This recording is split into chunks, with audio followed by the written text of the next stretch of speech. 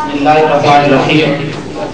सबसे पहले मैं बाहर से आने वाले तलबा और असातिज़ा को खुशआमदीद कहता हूँ कि उन्होंने हमारी इस छोटी सी कोशिश में हमारी हौसला अफजाई की और इदारे के साथ अपने तल्लुक़ का सबूत दिया।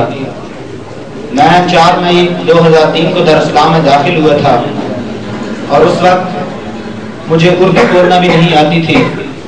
मेरे यहीं के साथी, अपने इलाके के साथी इमरान भाई बैठे हैं, इन्होंने मुझे कहा था कि सफ खींचें, तो मुझे समझ नहीं आ रही थी कि खींचना किसे कहते हैं।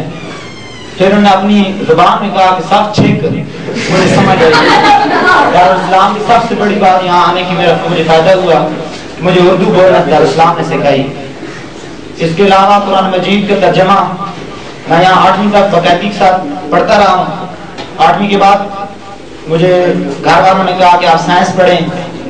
दिली तौर पे मैं साइंस में मुतमईन नहीं था, मेरी ख्वाहिश ये थी मैं दारुस्सलाम में पढ़ूं और चौधरी अताउल्लाह साहब जैसी शख्सियत की ज़ियारत, इनकी सरपरस्ती में इल्म हासिल करूं। मगर मुझे अफसोस है कि मैं इससे महरूम रहा और घर वालों ने मुझे साइंस पढ़ने को कहा और मैंने मैट्रिक की।